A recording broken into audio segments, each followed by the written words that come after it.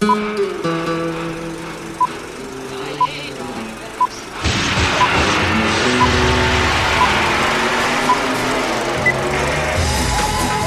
to the Reviews Without Remorse podcast with Joe and Dave.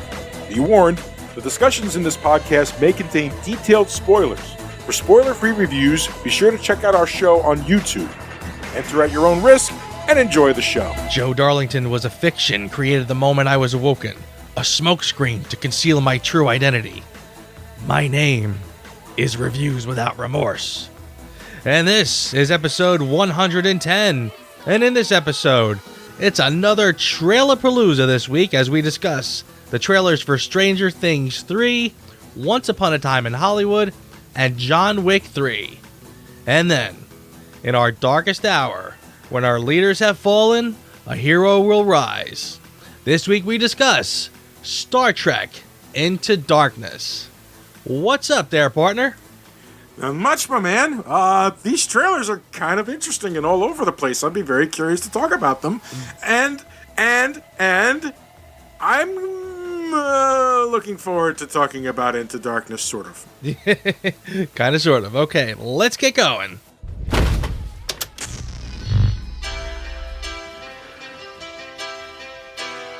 At least someone's happy I'm home.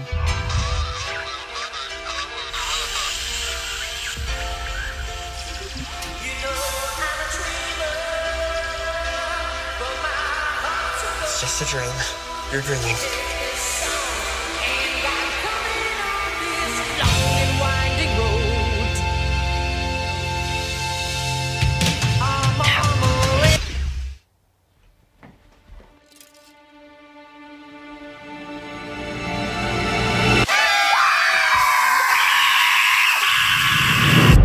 So, Motley Crue, huh?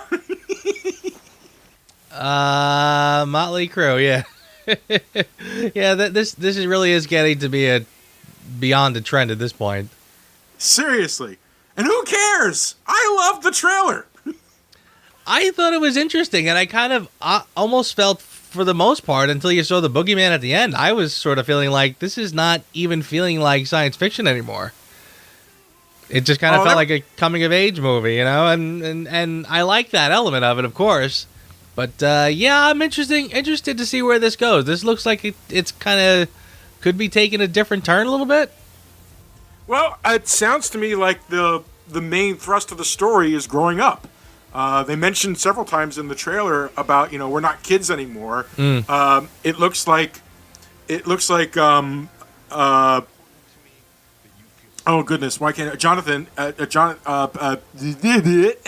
looks like Will is moving away, or at least that's the implication I got from some of the scenes that they showed.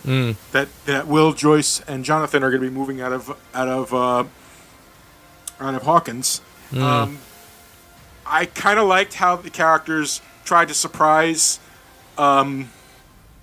Yeah, I tried to surprise at the beginning. Yeah, the surprise for Dustin. Yeah, I got a kick out of that. That was very nice. I like the fact that it feels like, this feels more closer at this point to what the first section of Stephen King's It, which is basically what this show is based on, felt like. Where it's just kids growing together, learning about themselves, and now we're at this point with the characters that. What happens? What happens when you go to high school? Did you keep your grammar school friends when you hit high school? Some, yeah. But yeah. The hardcore friends, yeah. But yeah, people grow apart. That's for damn sure. And I like that it's progressing that way, or at least it's implying that it's progressing that way. I like how the mall is like the big revelation. That was definitely back in the case back in those days, ladies and gentlemen. We are old sons of bitches. Yeah. Honestly, the cast looks great. It's great that they're all back. I like, again, they give you hints as how things are progressing. So I'm with it. I'm looking forward to it, and I'm super excited about it. And I'm glad it's not. I think last time we had to wait all the way till Halloween, so I'm kind of glad it'll be this summer. So, yes. It'll be fun. It'll be a good time. Indeed. And holy smokes, is Mike getting tall or what? Well, yeah, they're all getting big. I mean, they are starting to look, again, they're looking like young adults now. It's so we are watching these kids grow up, which is kind of nice. Ugh, Jesus. I hope it's good. It's only 8 episodes this season, so it looks like we're not doing a special, hey, this could be the pilot of a new show. Yeah, no spin-offs. Yeah, no spin-off attempts on this one. It's like I think they learned their lesson on that one. Agreed. Looking forward to it. To my right is Bounty Law Series lead and Jake Cahill himself, Rick Dalton. And to my left is Rick's stunt double, Cliff Booth. So, Rick, explain to the audience exactly what it is a stunt double does. Actors are required to do a lot of dangerous stuff. Cliff here is meant to help carry the load. Is that how you describe your job, Cliff? What, carrying his load? Yeah, it's about right. Typical of a Quentin Tarantino first trailer, I still have no clue what the hell this movie is really about. Yeah. I kind of felt very much the same way. I saw this and I was like, okay, I know that Tarantino can do a 70s style period movie. That is no surprise at all. I see his 2 favorite leads, Brad Pitt and Leonardo. Okay. I'm not getting anything beyond that from this. I mean, it's Tarantino, so my ass will be in the seat for sure. But yeah, the trailer didn't do anything for me. I mean, just again, I know he's capable. I know what he can do. So I'm fine with that, and I'll go see it. Trailer just okay. You know what this made me think of? Because basically the entire conceit of the trailer is it's Quentin Tarantino's 9th movie. Okay. Yeah. And everything else is just superfluous. It reminds me in a way of the Avengers Endgame trailers, which if you didn't have knowledge of any of the other movies before, if you think about it, they're not that great trailers. Because they don't really give anything as to what these movies are about. The trailers count on that you know who the Avengers are and all these characters and building up to it. Yeah. And with the box office that they do, it's a conceit that they absolutely positively have earned. Here, it's kind of the same, but with Tarantino. It's it's Tarantino, it's the 70s, and it's Hollywood. Boom, there's a trailer. Yeah, that's a fair comparison. I would agree with that. Yeah, and honestly, I kind of feel like I'm sitting here with these trailers kind of thinking I don't have anything really smart to say about these trailers, but honestly, they're not really giving us a lot of juicy stuff. I'm not really getting insights, like you said, into what it is specifically, what I can expect. A little more with Stranger Things than this one, but yeah, again, like you said, it's banking on the fact that this is Tarantino and it's got his heavy hitters, so we'll be there. That's it. About the only commonality we have right now is that these 2 trailers that we've just talked about has Maya Hawke in both of them. Which one is that? She is the daughter of Ethan Hawke and Uma Thurman, and she was in she's in Stranger Things. She's the one when Dustin and Steve are doing the fake lightsaber thing. She's the girl in the background. Oh, okay, all right, interesting. So we got an up and comer. But yeah, no. And I don't mean, and I really am not trying to badmouth the actress or anything like that, but her foot in the door was preordained. Like Harry Potter's, stepping into Hogwarts type thing. Agreed. Fair enough. And I don't even know why I went on that digression there, but what have you. There we are. There's our review of the first 2 trailers. But then...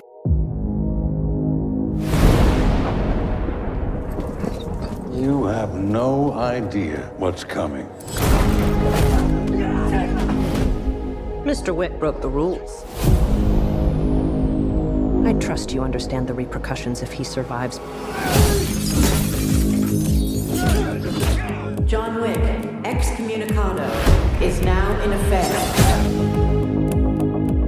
Okay, so here's my little problem with these trailers. I am enjoying so much of it, and then Halle Berry comes on. Yes. Okay. Yeah, well, the first trailer, yeah, same exact thing. I mean, I'm like, yeah, and then all of a sudden she shows up. I'm like, oh no. Yeah. It's like, there's Lawrence Fishburne. I'm like, yeah. There's Angelica Houston. Yeah. There's Halle Berry. Yeah, I don't know what it is about her. It's so funny too because she's supposed to be this heavy hitter, and I just don't get it. Yeah, she just sucks the air out of the room. Other than that, I didn't get a whole lot more from this trailer either. I kind of felt like, again, I know what I'm getting with John Wick. I'm happy with it. I'm going to see it. It's a great series, it's a great franchise so far. So let's hope they close out this trilogy pretty special. Pretty good. But again, I kind of feel like it's another one. I don't have a whole lot of intelligent things to say about it because it just, I just got more of what I got in the first one. I'm not getting anything specific in this, but yeah, I mean, the Halle Berry thing really just kind of went, yeah, wah wah. Exactly. There's going to be some great little fight scenes. There's going to be some wild gun fu, as I like to refer to it, and for that, I'm enjoying it. But I'm really not. I'm not with this character yet. I might feel differently. Who knows? These things happen. Just right now, it's not really working for me in the trailers, but we'll see. Yeah. Honestly, he had more chemistry with Alex Winter in the announcement video that he did for Bill and Ted 3 than he does in this trailer. But that could just be because he's playing John Wick there. It's hard to say. When I saw that, I kind of, I was like, I'm Alex Winter, I'm Keanu Reeves, and we are Wild Stallions. I'm like, guys, you can raise your voice. Nobody's around. and like, it was a very weird little announcement. And Alex Winter's like, and I'm just glad to have work. Which I appreciate that he's good at poking fun at himself, Yeah. So yeah, I might even be a little more excited for that one. We'll see. We'll see. All told, all three trailers, definitely looking forward to them, but all very empty. Yeah, just kind of filled up a little time, just let you know they're coming, and that's it. Again, honestly, when we looked at all three of these, when we were setting up the news, I'm looking at all three, kind of going, yeah, all right, well, they're trailers, and they're good. We're gonna see them. Like, again, I mean, it's not like we're just kind of every trailer that comes out gets our attention. I mean, these are ones that we're definitely interested in, definitely going to see. Yeah, but each one, I mean, it didn't really deliver a whole lot as far as, plot points, messaging. It is what it is. I feel like these three, it's because these three don't really need introductions. It's like I was saying, this is the third John Wick. This is the third season of Stranger Things. It's a Quentin Tarantino movie. Yeah. So this is a case where they're banking on the marketing of the identity of these as more so than the introduction. So it's weird that we're complaining about it because under other circumstances it'd be like these trailers give away too much, and here we're kind of complaining that they don't give enough. Well, yeah, I mean, honestly, I kind of feel like we're not complaining that they didn't give much. I kind of feel like they're doing just enough, but again, okay, that's it. It doesn't give me much to talk about in terms of like, yay, but. Yeah, I mean, I'd rather they err on the side of not giving it a lot. Like you said, I mean, they don't need a lot of introduction. We know what's coming. Leave it at that, and I'm happy with that. I am too. I feel like they all do their job very efficiently. Agreed.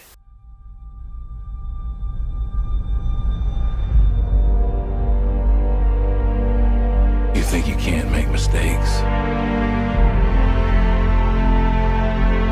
But the choices you make could get yourself and everyone under your command killed.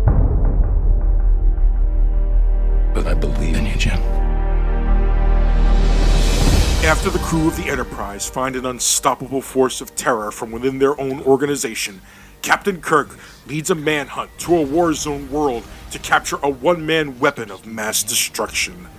Written by Robert Orci, Alex Kurtzman, and Damon Lindelof, based on the television series created by Gene Roddenberry, directed by J.J. Abrams, Star Trek Into Darkness. 80%, 86% on Rotten Tomatoes, 90% from the audience. Is there something wrong with me? That surprises me because I didn't think this one did well at all. I thought this was a bomb, and I thought everybody was pretty much in agreement on that. So that surprises me. I am quite surprised myself. It's showing a 7.7 on IMDb. It did like over 150 million, or something like that. It did pretty well at the box office. I don't. You see, I'm repeating myself. Easy for you to because say. that's all this movie is doing. It's a carbon. It's not even a carbon. It is like. Do you know the movie Multiplicity? Vaguely, yeah. I know. Okay. The movie, it was a Harold Ramis movie, I believe it was, one of his last, and it is with Michael Keaton. Jesus Christ! Thank you. I don't know where my brain is. I'm irrational, angry at Star Trek Into Darkness, ladies and gentlemen. So that could be why. But we'll get to that. The conceit of that movie is he clones himself so that he can spend some more time, goofing off or whatever the heck, and then he clones himself again so he can spend more time with his wife, and one works, and so on and so forth. At some point in the movie, the three clones, he's made like 3 clones at this point, the 3 clones realize that they need some help, so one of the clones clones themselves. And it winds up getting like this, dim-witted version of the Michael Keaton character, who kind of, like licks bitch Stewie? pizza. Like, yeah, exactly.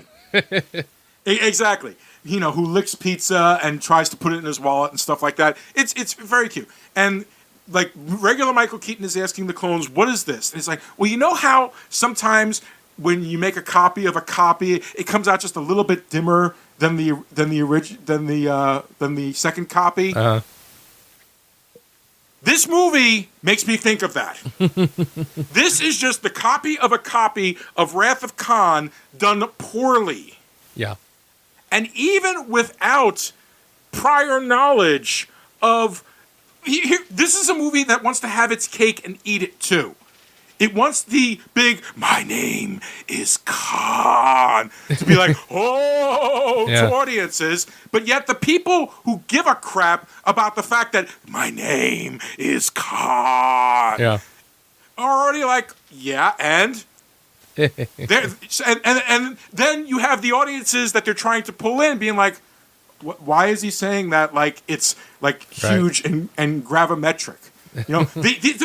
That scene is supposed to have this gravity, and it wound up being akin to the end of the first Avengers and the first cutscene at the end of the first Avengers, when the other says to challenge them is to court death, and Thanos turns around for the first time, and like every Marvel fan in the audience goes tee hee tee hee tee hee, Yeah. and the rest of the audience are like, who the hell is that? Right. Yeah.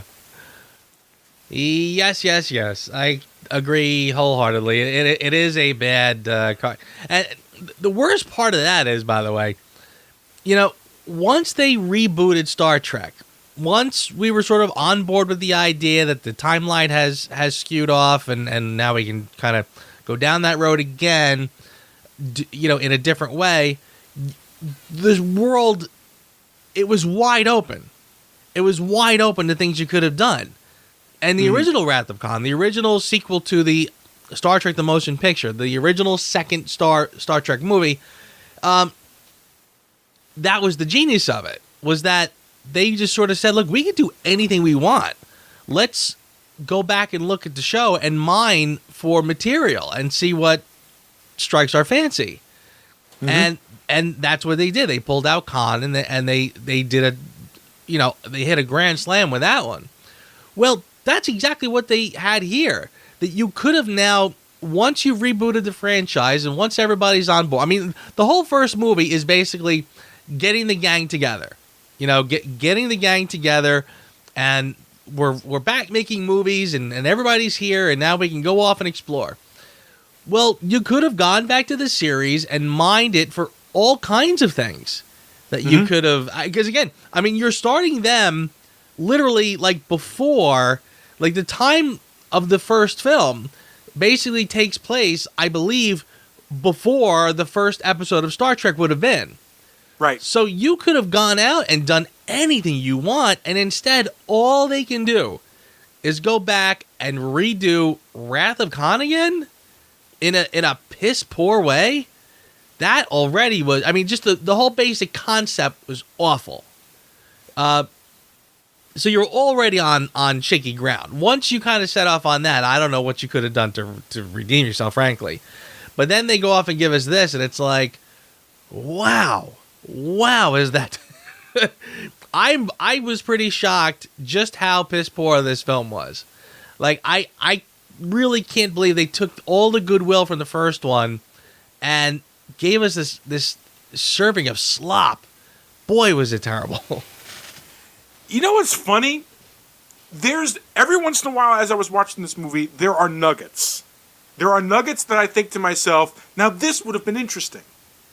But I feel like they just got caught up so much in the idea of Khan. If it wasn't Khan, if this was just a ex-Starfleet person who has seen, too much of what's going on and stuff like that, and he's fighting back against it, and so something along those lines. If it had been anybody else other than Khan, there might have been something there. The idea that Admiral Marcus is secretly building this like super ultimate starship after the Kelvin incident and everything like that, I feel is a kind of logical step to happen within that universe. The whole idea is that the universe changed when the Romulans came back and took out the Kelvin. And it changed the way technology advanced and so on and so forth. And that's great. And I like that they had, if you think about it, the first movie shows, okay, this is the light side of when these horrific events happen. Kind of like, after 9/11, everybody's waving flags and everything like that, and the whole country's working together. But then, it would have been great if this one was like, well, but then on the other side of the coin, you kind of have to deal with the fact that there are people out there, waterboarding for information, shall we say.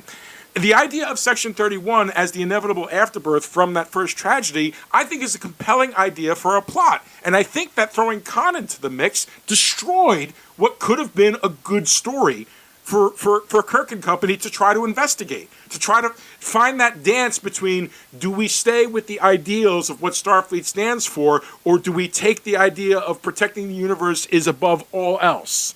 That could have been a great story to tell. They didn't tell it at all here. You know what?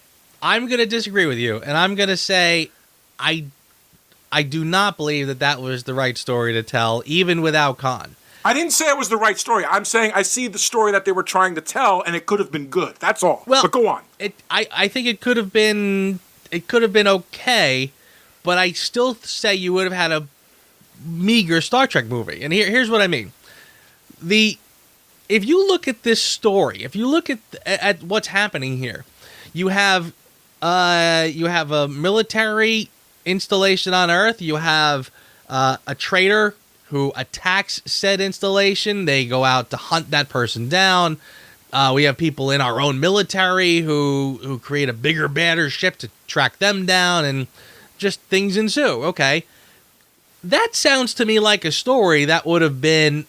If you took Star Trek out of that story altogether, you would have had something that was a little more akin to like The Hunt for Red October. This could have been a story that took place in submarines in World War II. It could have taken place. It really has zero to. Not only does it have so little to do with Star Trek. I mean, when you think about it, there is, beside the mention of like a tribble, there's no alien life in this film. There's very little that really kind of lends itself to science fiction, other than the fact that they use spaceships instead of just regular ships or subs or what have you. I feel like there's nothing really about this story that I think relies on the strength of what Star Trek is. Like shockingly little when you start to really think about it. I mean, they got new torpedoes with yada yada yada. They could have done that in a story about submarines. When they get to the point where the big giant ship shows up, and it's like, oh, I'm gonna blow. I mean, I feel like he's almost saying we're gonna blow you out of the water. The two big guns, like the big loud cranking sound as the two guns kind of turn and aim at the ship. I mean, I get that you're trying to. It's dramatic to have big guns making the, but like again, these are spaceships. Why would you have such a clanky kind of a construction for big, massive machine guns to shoot at the Enterprise?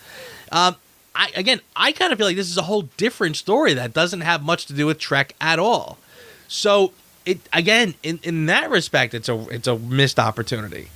It doesn't even feel like Star Trek at all, to the point where at the end, I noticed we talked last week about, Starfleet as exploration or Starfleet as military, and it kind of sort of played it both ways in that one. This one is just full blown. This is now military. Everything about Starfleet now is military, to the point where at the end, when Kirk is sort of standing there giving the speech and everybody's wearing the uniforms with the hats, like that to me looked more like Starship Troopers than Star Trek. These are like full blown Nazi uniforms that they're wearing. I kind of thought, like, boy, that's really kind of telling right there. Like, their heads were just at a total different place this time around.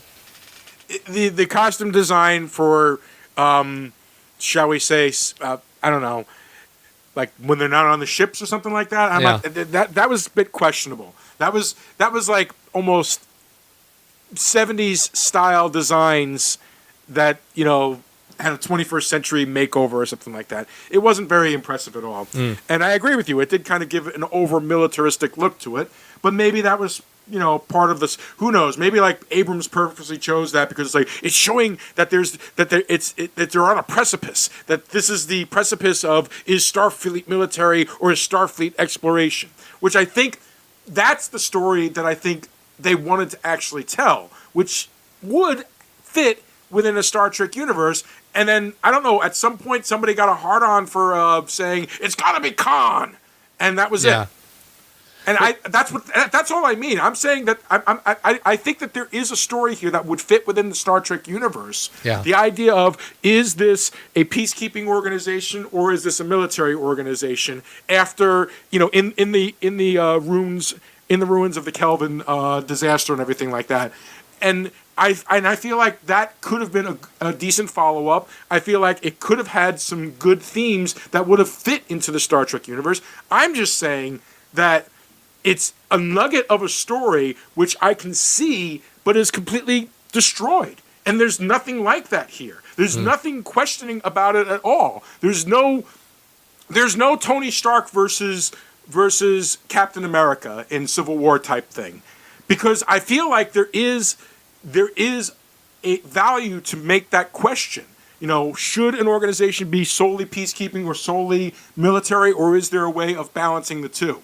Yeah. And I feel like that would have definitely been a story that Star Trek could have and would have explored. But they didn't even bother with that. It instead became a tale of vengeance. And vengeance on a stupidity level of like high proportions. Everybody wants revenge on somebody. Oh my God, you killed Pike. I'm going to get revenge on you. Oh my God, you killed my people. I'm going to get revenge on you. Oh my God, you killed Kirk. I'm going to get revenge on you. Everybody's having vengeance in this movie.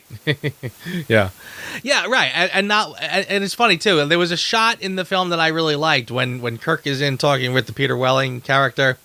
When he's in the office and they show. And they kind of did something like that similar in Star Trek: The Motion Picture, where they have the models of all of these ships that were named Enterprise. Right. I mean, at least I assume that they didn't specifically say that, but they show all the ships sort of leading up, with like passing the space shuttle even, and leading up with different designs that leads up to the Enterprise. So the implication is these are all the Enterprise ships, and this is where we've come to get to where we are. And I think actually what they were all spaceships that were huge technological advances. Because one of them was actually the Phoenix from Star Trek First Contact, the ship that that first created warp drive. But the other side of the coin is the Enterprise, the design of the Constellation class, the Enterprise, wasn't the last one. It was actually foreshadowing because the last one was basically the Vengeance, a model of the Vengeance right there on the desk. Okay. But it was still a great shot. Yeah. And the way I interpreted that was that I kind of felt like, especially when they showed the space shuttle, it was really about space exploration. So it would have made perfect sense for like somebody like Spock or somebody to say, look, are we here for exploration or are we here because we're military? And like you said, no one says that. So not true. Scotty does. Well, yeah, okay. We'll get to that. Keep going. I apologize for interrupting. I just want to point out that somebody actually did say something. It's all right. Long story short is they don't really focus on that because it almost felt like the interpretation I was getting from this film was that we are now cops. We are now police. And again, I feel like the uniforms at the end, hats that look like police hats, or Nazi officer hats, kind of, it's almost implied that it almost felt like it was sort of a given.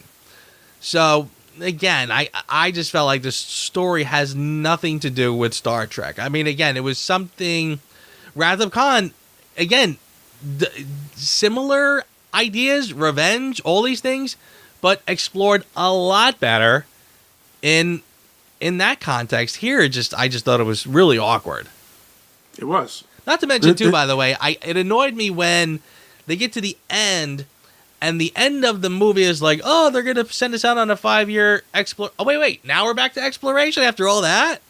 Mm-hmm. Like, the whole movie was leading up to the idea that that's not what we're about.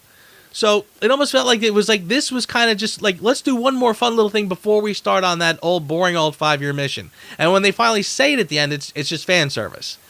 Yeah, as opposed to starting the film that way, now that we all graduated, now that we got through that mess, now they're going to send people out on exploration. And it just felt like so shoehorned in at the end. Like, how we always say, like, they're like somebody's always apologizing for Superman. Mm-hmm. Kind of feel like it's the same thing here. They don't want to make a full-blown Star Trek movie. They're going to give us the badass Star Trek movie with another gratuitous shot of a lady standing in her underwear so we can stick it in the commercial. Stupid. But, again, because we don't want to, we can't rely on just the idea of Star Trek. Maybe that's not cool enough. So, frustrating. It's funny. Last week you used the term, this ain't your daddy's Star Trek, to describe when you saw the first trailer for the first movie. And weirdly enough, it just took them an extra 4 years to get to the point of, this ain't your daddy's Star Trek. Yes. That's this entire movie. Yes, exactly. Everything it's action, fighting, and it just doesn't make sense. I mean, by the time they get to the end and Spock and Khan are fighting on top, I kind of feel like I'm fast forwarding because there's so much nonsense before this that we'll talk about. But like by the time that's going on, where Spock is, when Khan, like, hey, wouldn't it be cool if Spock was the one who yells Khan? Said no one ever. Like, how stupid was that?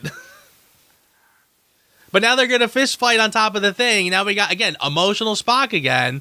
It's like, guys, dial it back. He's not even a Vulcan. He's not even a Vulcan at this point. Right. I mean, seriously, it's almost like how we complain about, deconstructing superheroes. Well, you have to show us superheroes before you can deconstruct them.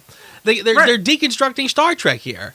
It's like again, how many times can we have Spock lose his shit and start beating people up and stuff, even though this is so far removed from his character? Guys, show us the actual Spock before you can throw curveballs out. Right. Now, and not to mention the fact you're talking about how you're trying to reach out to a whole new generation of people. Okay, that's good, but these people still have no idea who this character is. Yeah. They can Wikipedia articles and stuff like that, but that's not the same as, let's talk one thing from the original series for a second. Amok Time. You know what Amok Time is, right? Yes. Everybody knows what Amok Time is that has ever watched a Star Trek show. What not many people realize is that is the first episode that truly started to give depth to the character of Spock. Yeah. And when that episode hit? It was the first episode of season 2. 26 episodes of the logical Spock.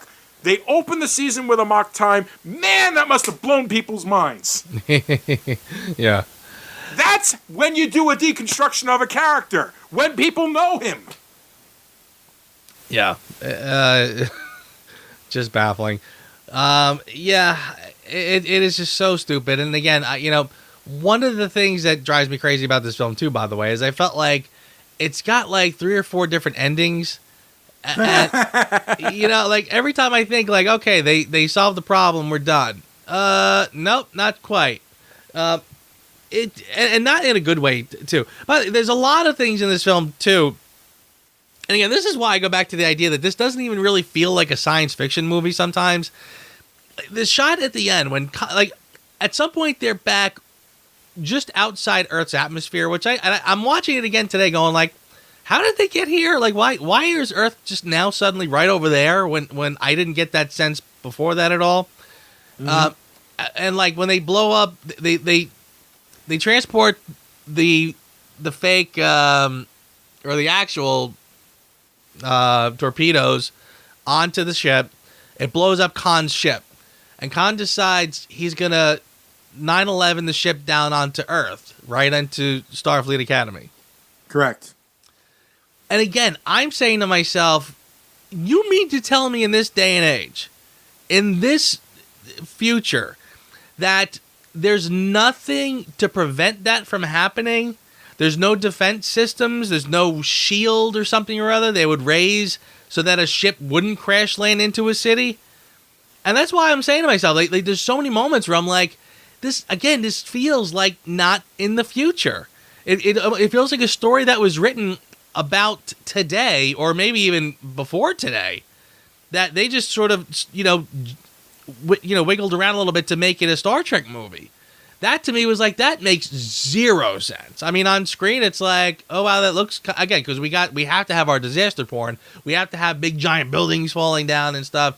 So we have to have a scene like that. Why not? Even though it literally contributes nothing to the story. Khan just gets out and runs away. So again, there was no need for that to happen. And then when they do the foot chase, when Spock shows up on the planet, he just runs after, and not one person. There's nothing to say. I mean, Spock is a Starfleet person. Why is he not just getting on the radio saying, that guy is a bad guy? Catch him. And 20 cops just show up and just blast him and take him down. I'm like, why is nobody putting their foot out to trip the guy? It's happening in this world where nothing makes a lot of sense because the story just doesn't feel right. There is no logical sense to that entire chase scene. There's no logical sense. I mean, the end of Star Trek the Motion Picture, okay, a lot of people looked at the final words at the end of Star Trek the Motion Picture where it said, the human adventure is just beginning. Last words that you see before the end credits of that movie. Okay? It was a bit heavy-handed for Star Trek the Motion Picture, but that was kind of always the edict of Star Trek to Gene Roddenberry and to a lot of people who believed in the stories that Gene Roddenberry wanted to tell. That these were stories of the human condition that just happens to take place in this incredible world. Okay? Here's the human condition I'm still trying to figure out. Not only did he not call for help, not only is everybody just getting out of their way as Khan is being chased by Spock, not only all that, but hey, Joe, how many people you think died when that spaceship crashed into all those buildings? Right. I don't know, because there's never a reference to it. It's like two college guys wrote something while they were high and said, that is just so cool. Oh, my God. No human condition at all. Thousands of people have to be dead now. Thousands of people have to be dead now. Do you understand what I'm saying here? And there is not a mention of it, and it's all such a happy ending because they got Khan's blood and was able to cure Kirk. Oh, good Lord. I mean, and that even, there's a part earlier on when Kirk is squaring off and Khan, and they're right in each other's faces. And then Kirk just kind of goes out of nowhere, Bones, what are you doing with that tribble over there? I'm checking it for whatever. Like that was totally random, and it was like, wait a second. So you knew that was gonna come back later. You knew damn well that was gonna come back and be something because it was just so out of the left field when it happened. The weirdest time. Yeah. Lazy story writing. So, but you're right. I mean, that would have had 9/11 level casualties had that happened, if not more so, because this ship yeah. I mean, this ship like hits all these buildings and then slides across whatever.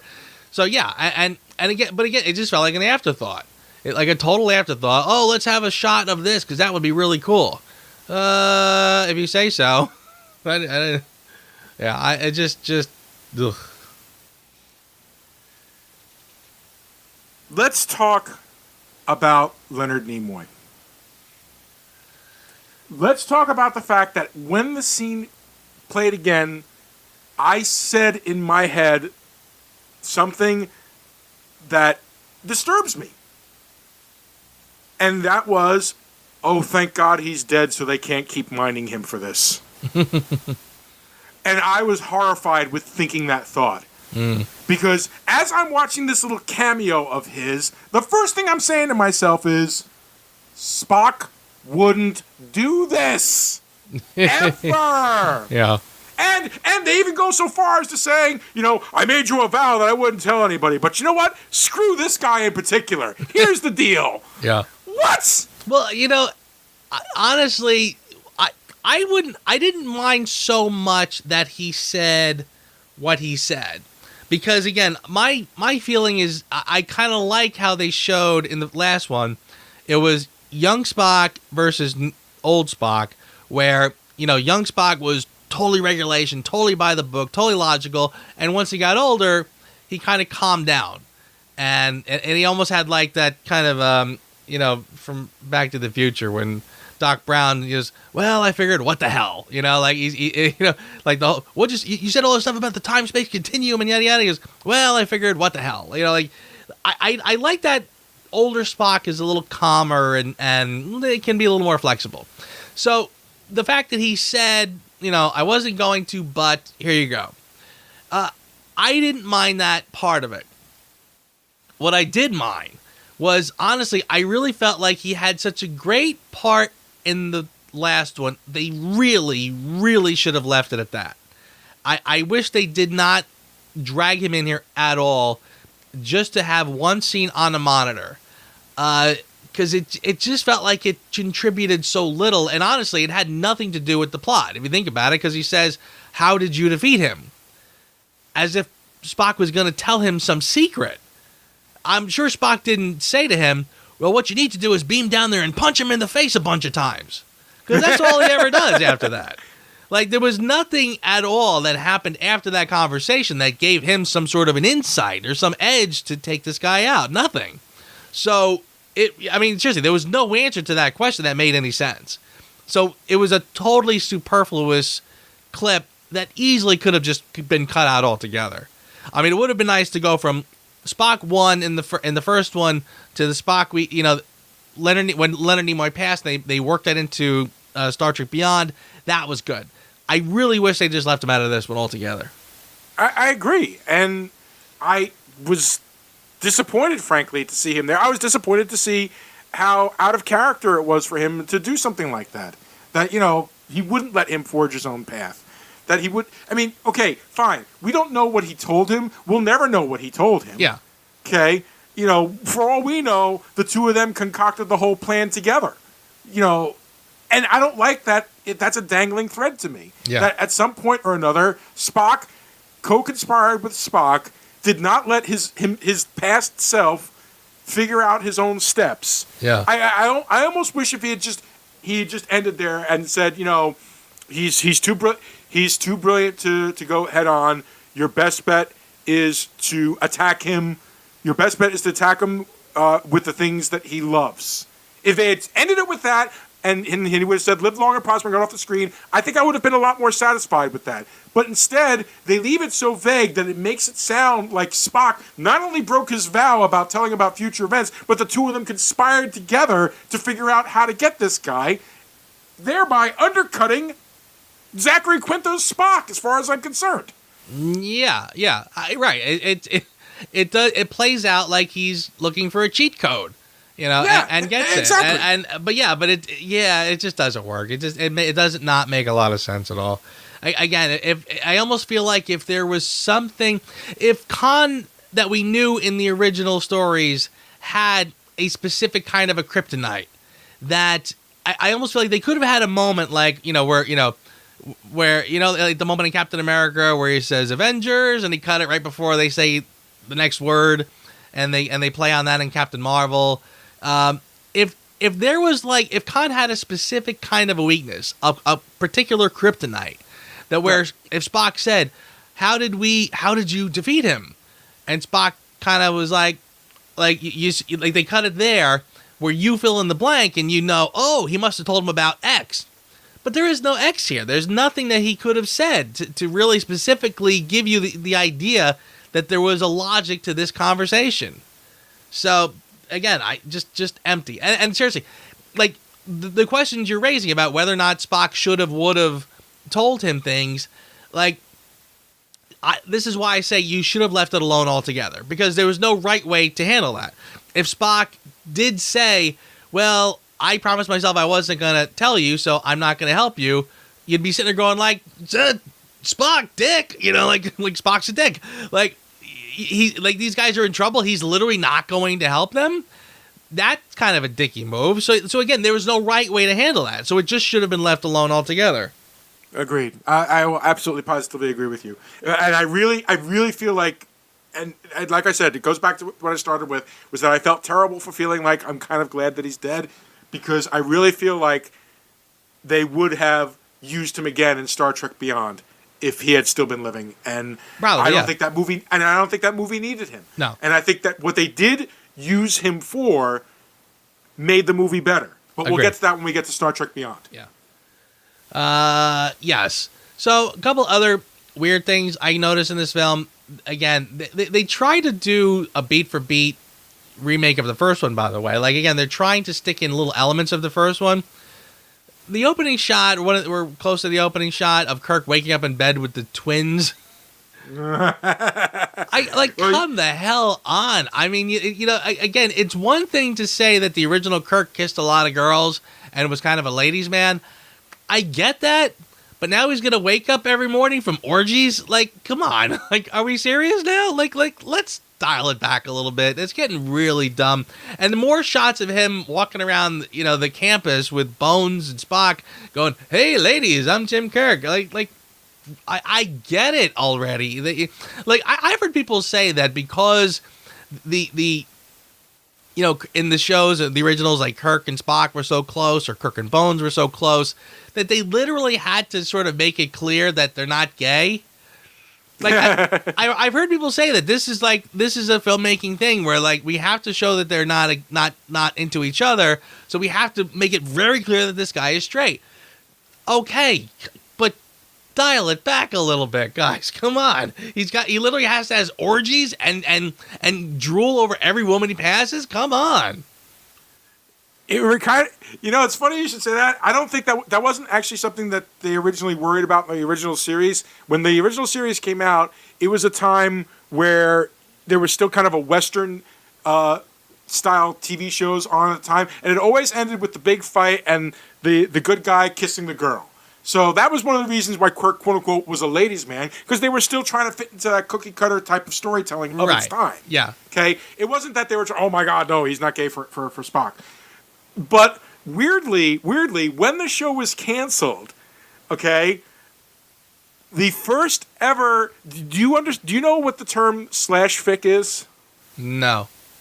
/fic is where people write fan fiction, only it's a complete change of the characteristic dynamics to make certain characters be in a relationship with each other who normally wouldn't be. The first /fic story was Spock and Kirk as lovers. Okay. So what you're saying is kind of funny that you don't even know that exists. No idea. Yeah, no, but it's true. They were the first /fic story, Spock and Kirk. So it could be definitely a case like Jason Lee's character from Chasing Amy, where he's overcompensating for his inside homosexuality throughout the entire movie by looking at all the girly magazines and stuff, but really he's actually gay. It could be something like that, to be like, no, Kirk's manly. See, look, two women with tails. Right. Yeah. Yeah, like they're like kittens. Get it? Sex kittens there? I get it. All right. Yeah, like I said, I mean, this is just something I heard that, like, in movies you need to show that they're whatever, or else people are going to think things, and it's like, or imply things. I don't care either way, but I just thought, like, the whole like the overcompensation to show Kirk, like, just drooling over every single woman who passes by him, like, enough, guys, enough. we should actually, because we're starting to get to the point where we have to score. And I don't feel like we've covered much of this movie at all. Yeah.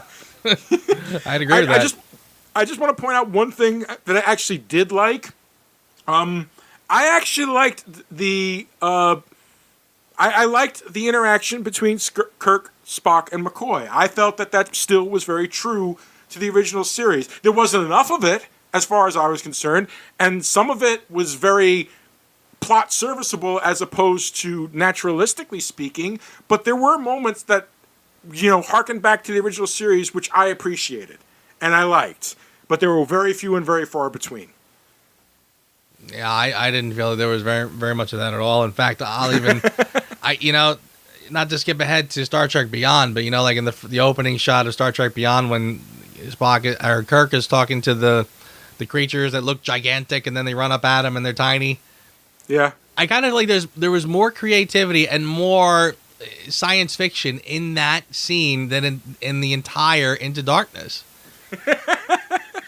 You're not wrong. I still go back to the idea, again, there's no alien life, there's no weird, Yeah, there was one or two aliens on the starship, but they were just kind of thrown in there.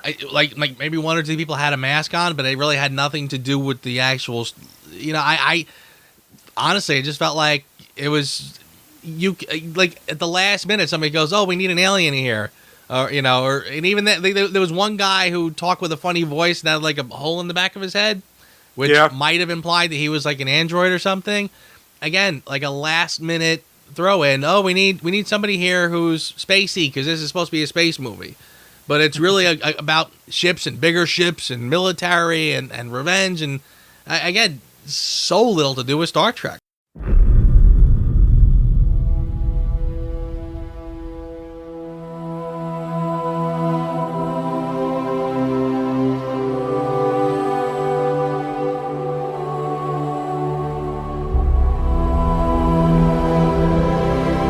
There's greatness in you, but there's not an ounce of humility. You think that you can't make mistakes, but there's gonna come a moment when you realize you're wrong about that. And you're gonna get yourself and everyone under your command killed.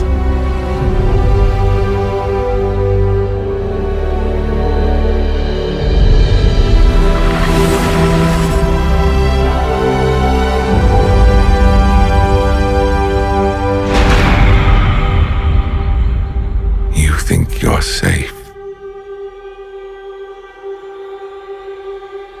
You are not. You know what else has very little to do with Star Trek? Yes. Our scores. Who's going first? I'm going to take this one first. This movie hurts me. This movie angers me because I feel like they had a great start and I feel like they had an idea of the direction they wanted to go to with the plot of The Vengeance, which I think could have worked in better hands. This is a mishmash put together by the hackiest of hack scripts that I have ever seen in my entire life. Thrown together with the magical blood, thrown together with outrageously coincidence. Just terrible, terrible, terrible, headache-inducing. Headache-inducing. The action, the opening action sequence where they were running was the most exciting part of the movie. And that wasn't all that exciting. The movie progressed. The characters sometimes would hit their points and then they would go off into these oddball directions. There were nice beats with the characters, but then there were stupid beats with the characters. By the end of this movie, I was relieved it was over, as opposed to the end of the first movie, which I was looking forward to the next one. There's not a lot to recommend here, which is why I gave this movie a 4. I can't imagine telling somebody when people tell me, should I watch the Kelvin trilogy, I will always tell them this. You watch the first one and you watch Beyond. because nothing that happens in Star Trek Into Darkness affects anything from the beginning or the end. That's how you should do it. This movie is... There are moments of, some great looking effects and stuff like that, but that is not enough. It is all shallow. This is a shallow, empty movie that goes to nothing. In fact, now that I'm even saying that out loud, I feel like 4 is generous. I agree with you there, my friend. I do think that 4 is generous, and I'm giving this one a 3. I feel like it's visually competent. It's the ensemble is still there. I kind of feel like they're wasted in many ways, but they're still there and they're still very competent. And the inclusion of Cumberbatch as Khan, again, he's great in anything he does. So it's not a negative per se, but I kind of felt like it was more just an excuse to get him in there.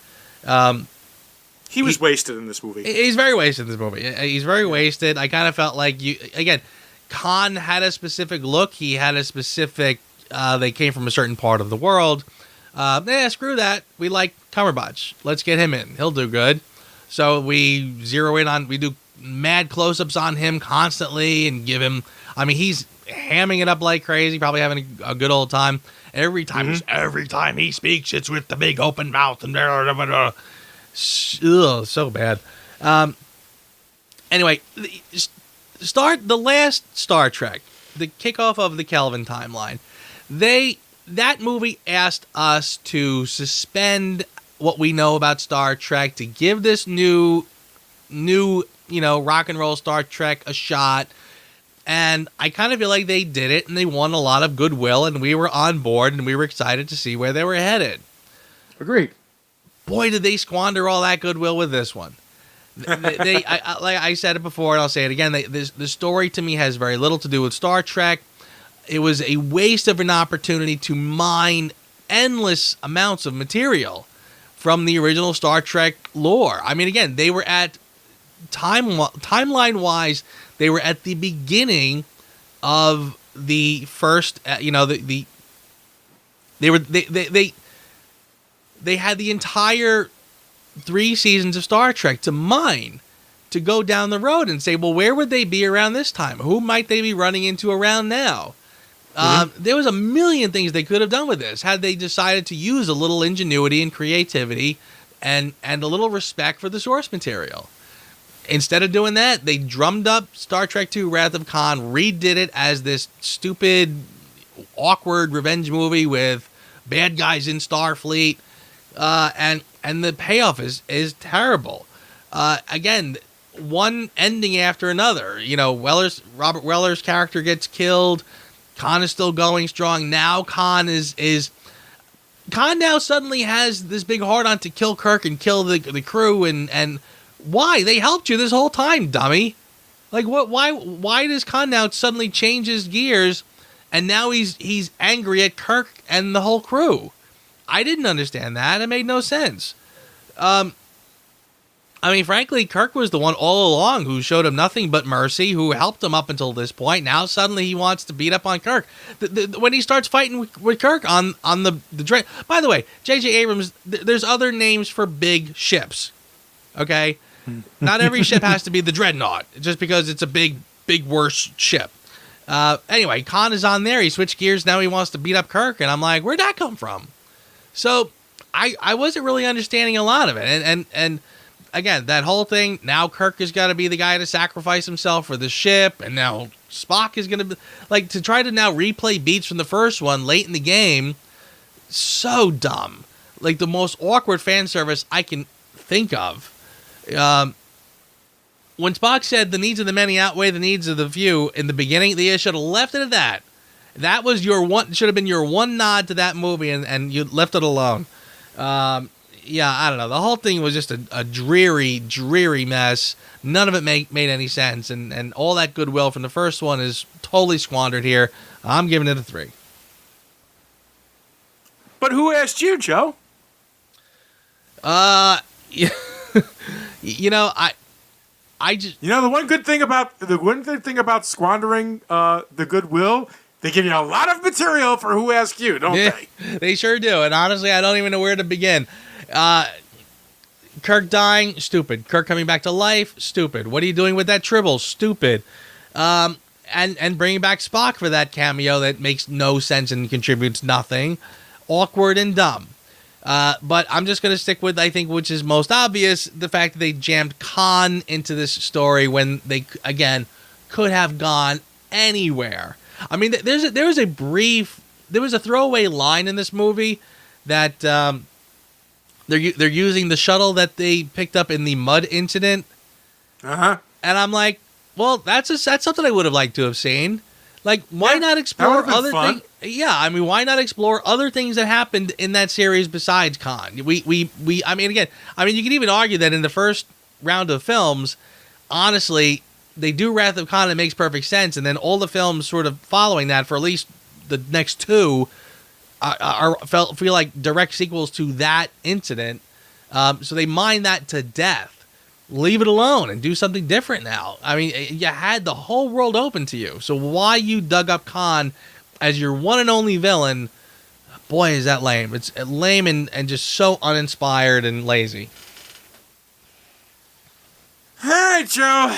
Let's crack your knuckles. Let's sit back, relax, and here it is. My list. I have a list. I've got one. I've got the one that really annoyed the ever-living hell out of me. But here we go. I love Leonard Nimoy, but his cameo is exactly the type of thing Spock would never do. Why, yes, Scotty, hiding a starship in the ocean is ridiculous. Yep. For all the talk of the Prime Directive that Spock does at the beginning, he is like the biggest hypocrite of all because saving the indigenous tribe itself is against the Prime Directive. You know what? Yes, thank you. And I said the same thing to myself as I was watching it. Why you're rescuing the entire people from their own extinction, which is completely natural. That you're not saving them from an outside force, you're saving them from a natural event. Right.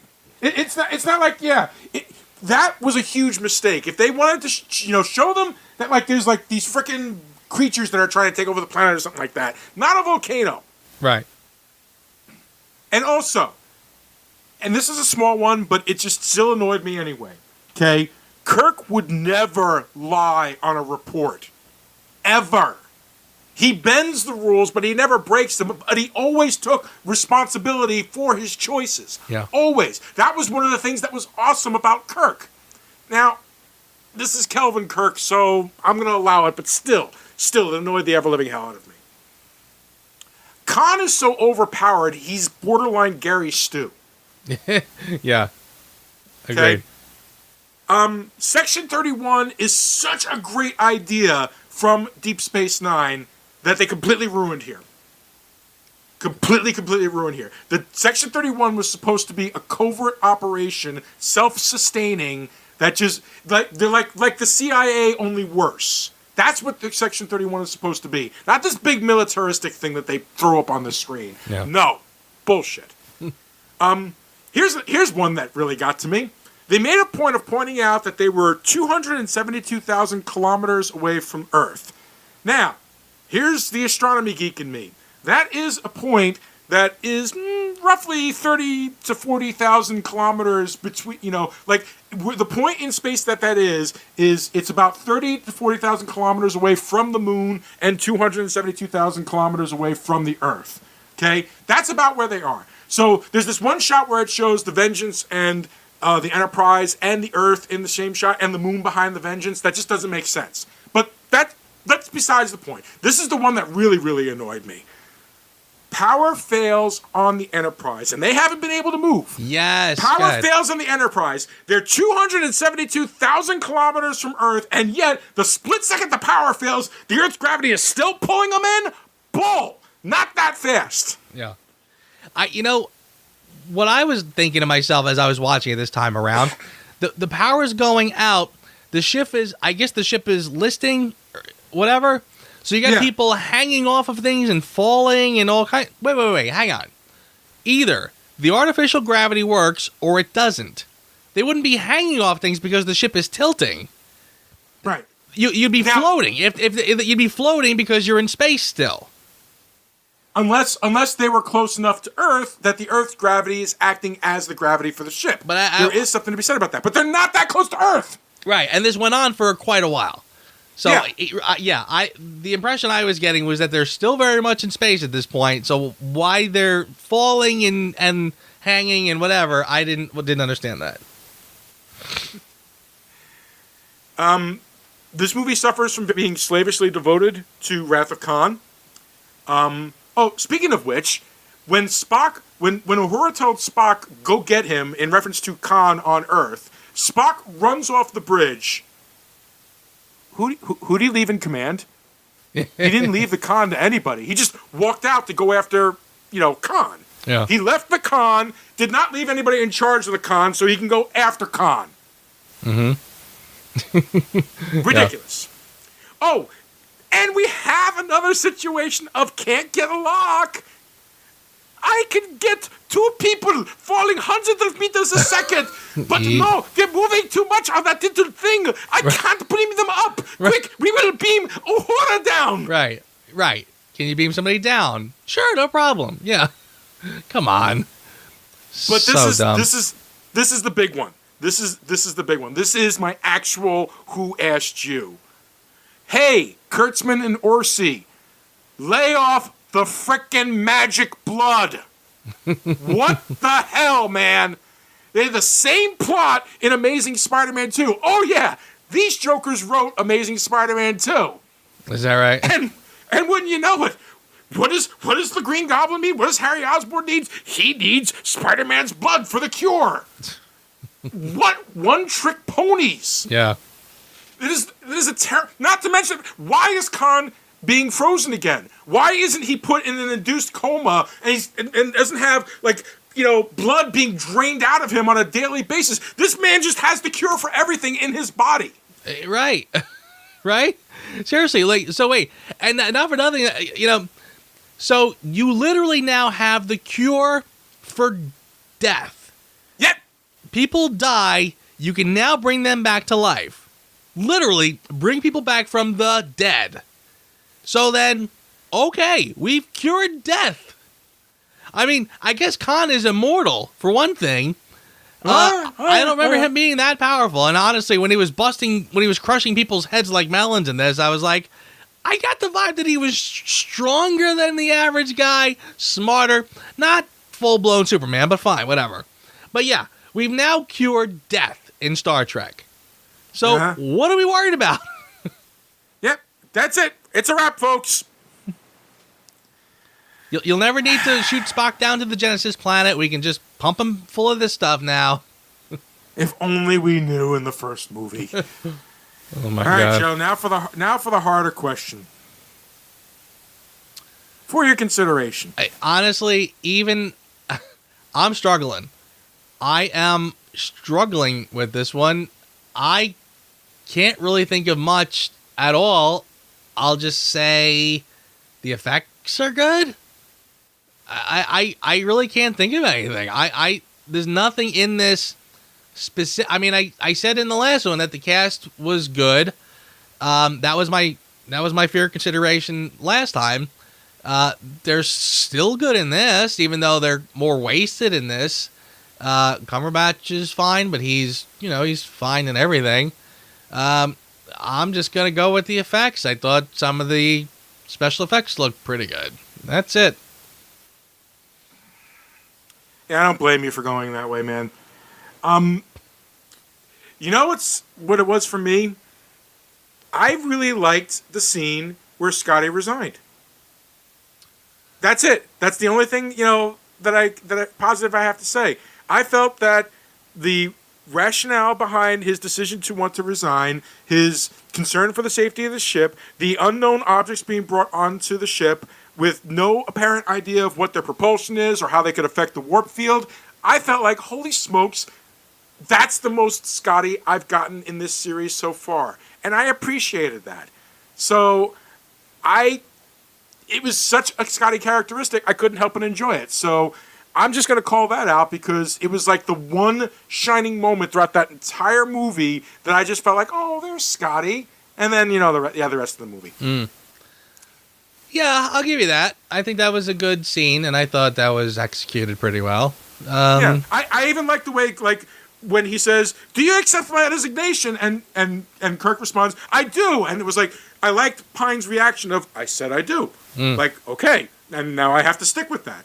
I liked that little interaction. I thought it was very nice. So it's the only interaction in the movie that really moved me at all. And considering I should have been crying my damn eyes out when Christopher Pike died, yeah, that says something about this movie. Yes, you're absolutely right. I agree with what you said. That scene where he shoots up the building, Pike dies, and Kirk grabs a what? A fire hose? This is why I say, again, there's so many moments in this film, they take me out of this idea. I'm like, why would they have fire hoses in the future?